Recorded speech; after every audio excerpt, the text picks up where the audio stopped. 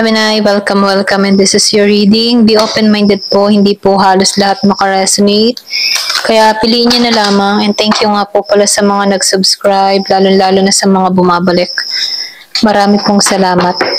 Give me the message for Gemini. So, lumabas ang 555, ano? May pagbabagong mangyayari sa'yo, okay? So, nakikita ko dito, no? Yung iba sa inyo, pinaghahanda ka dito, no, na kailangan mong akapin yung pagbabago, no. Ito na yung time para umalis ka sa comfort zone mo, okay? Mag-try ka ng bagong experience, okay? So, nakikita ko dito, magtiwala ka sa path, okay? Dahil ito yung parating talaga sa'yo. Kumbaga, binibigyan ka dito ng pagtitiwala na magtiwala ka sa taas, okay? Kasi ginagabayan ka dito sa pagbabago na naghihintay sa'yo. So, nakikita ko rin dito na meron ka ditong gagawin, okay? Or pwede rin meron kang pagpapasyang gagawin dito or meron kang hakbang na pinagpaplanuhan dito, okay? Tungo sa pagbabago, okay? So, pwedeng bigla ang pagbabago ang mangyayari sa'yo, okay? Transformation, kumbaga. So, nakikitaan ko dito na marami kang matututunan, okay? Or marami kang matutuklasan, okay? Sa pagbabagong mangyayari sa'yo. So, meron ditong affirmation, ano? Ito na yung time para i-release, okay? I release all that no longer serves me as I am guided to move outside of my comfort zone and let change in. Kumbaga, nakikita ko dito na tutulungan mo na yung sarili mo na alisan yung mga bagay na hindi nakakatulong or nakakabuti para sa'yo at hahayaan mo na gabayan ka dito sa pagbabago na ito, okay? So, nakikita ko dito na kumbaga nafe-feel ko dito na ginagabayan ka dito at hahayaan mo, okay? Na pumasok tong pagbabago sa buhay mo. Ito na yung nakikita ko, no? Pwedeng iniisip mo na rin to, okay? Kumbaga maybe yung iba sa inyo nag-iisip na kailangan na ng pagbabago, kailangan ng panibagong mindset, okay? Ayan, ito na yung nakikita ko. Excuse me po. Give me the message. Ano pa yung mensahe? So, the tower, ano? Lumabas ang the tower. Page of Wands.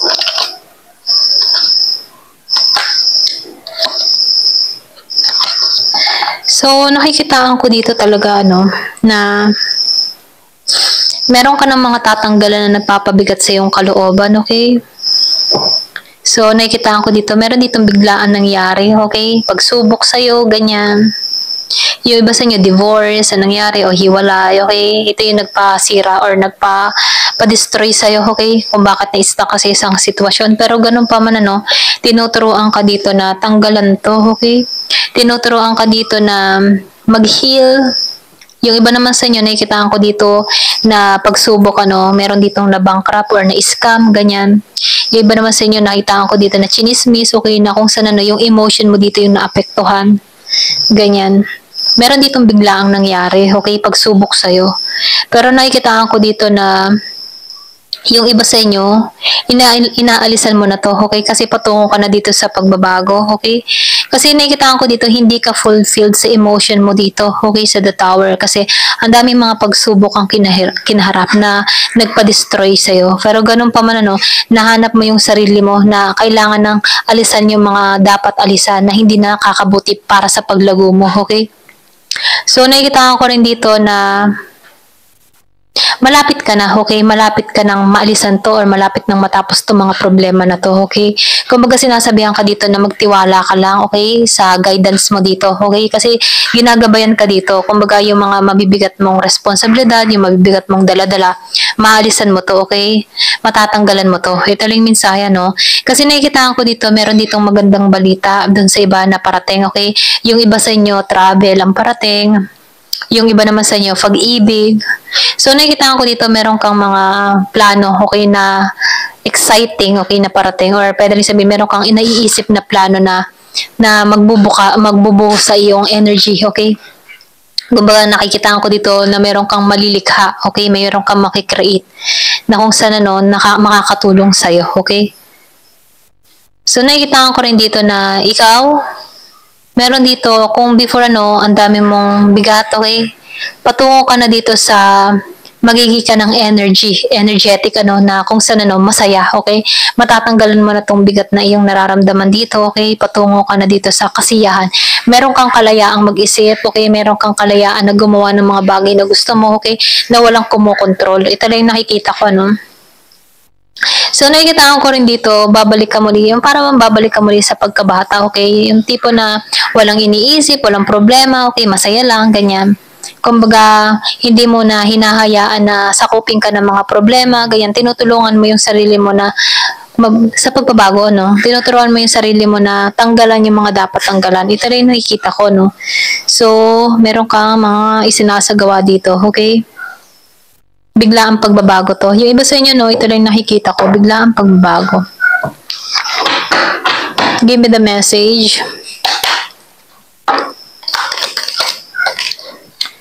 So, meron ditong dark man. Yung iba sa inyo, pwedeng ikaw to, okay? May itim na lalaki or meron kang kadiling na maitim na lalaki. Yan, pasensya, nautal ako.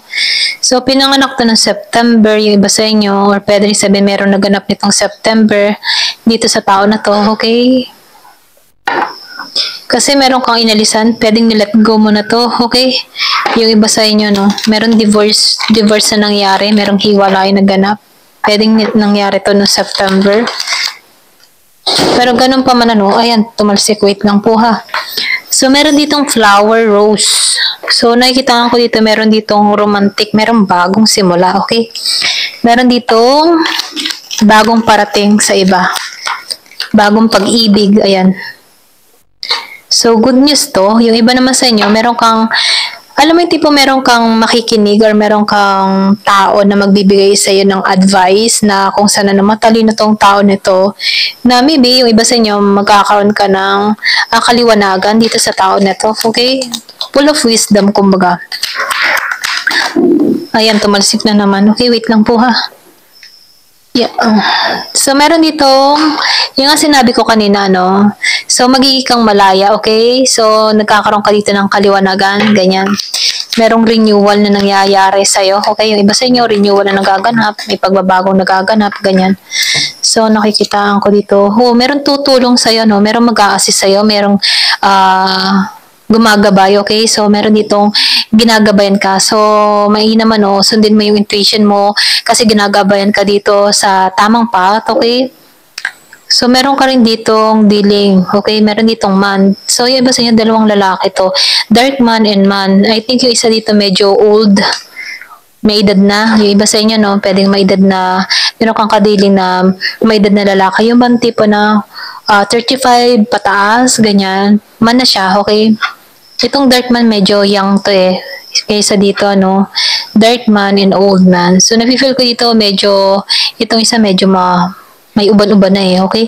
Ito lang nakikita ko, pwedeng may edad na. Ayan, kung meron kang kadiling na ganito. Or pwede rin sabihin, ito yung tumulong sa sitwasyon mo, okay? Meron ditong paggabay, ganyan. So, na-overcome mo yung problema. Yung sinabi ko nga kanina, meron tumulong or pwede rin, yung iba sa inyo, ma-overcome mo talaga tong problema na to, okay? Na dumating sa buhay mo. So, yung iba naman sa iyo, meron ding chain, okay? Merong sumpa, ganyan, kung bakit naapektuhan yung buhay mo, okay? Pero nakikita ko dito, pwedeng alam mo na rin to or pwedeng nirelease mo na to, okay? So, ganun pa man, huwag mo na lang tong pag-isipan ng kung ano-ano, no? Huwag mo nang intindihan yung chain na yan, ano? Huwag kang maniwala dyan, kumbaga. Time to go out and have fun, okay? So, may din magdasal, ano? Palagi magdasal. So, huwag kang mag-alala dito, no? You're protected. Protektado ka sa mga negative force na gusto kang kontrolin, okay? Kasi meron ditong chain, ano? So, protektado ka. Kaya huwag kang mag-alala. So, meron ka dito na hook. Be careful, do not take risk. Kumbaga, mag-ingat ka din, ano? Huwag kang masyadong pabigla-bigla, huwag kang masyadong, alam mo yung tipo na huwag ka munang, halimbawa, huwag ka mag-take ng risk kung alam mong wala kang kasiguraduhan sa pupuntahan mo or sa mga gagawin mo, okay? So, pinag-iingat ka lang dito, okay? Mag-ingat ka, ganyan. Vacation, so yung iba sa inyo, merong bakasyon or pwede rin magbabakasyon ka. So, ito na yung time para alisan tong sitwasyon na to. Kung halimbawa, nahihirapan ka sa isang sitwasyon or may mga pangyayari dito na ang hirap-hirap na, ito na yung time para alisan to, okay? So, meron kang hiling na matutupad dito. kumbaga meron kang wish, okay? Kung naman yung hinihiling mo, no, matutupad mo to, okay? Kaya alisan mo na yung mga dapat alisan. Kung hindi na nakakatulong sa sitwasyon mo, tanggalan mo na to, okay? Ito na yung mensahe dito. So, meron dito na lalo-lalo na sa ano no, yung iba na problema sa pera, okay? So, mag-ingat ka din ano sa ipapasok or sa ilalagay mo, kung saan mo ilalagay yung pera mo, investment, mga ganyan no. Pag-ingatan mo no, lalo-lalo na kapag meron nag-o-offer sa'yo ng mga ganyan, merong malaking kita, may mga ganun ano. So, ingat ka din ano. Yung iba naman sa inyo, nakikita ko dito na meron dito baby na parating dun sa iba, no? Merong pagbubuntis, ganyan. Or pwedeng hinihiling mo na to, pwedeng wish granted to para sa'yo, okay? Humihiling ka na magka-baby, ganyan. Yung iba sa inyo, no?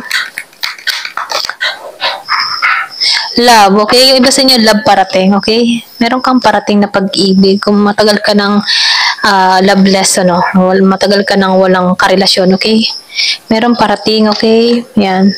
Romance is in the air. So, magmamahal ka muli, okay? Pwedeng makilala mo to sa bakasyon mo, okay? Kung magbabakasyon ka, ayan. Ito lang yung nakikita ko. Ayan, thank you for watching. Love and peace.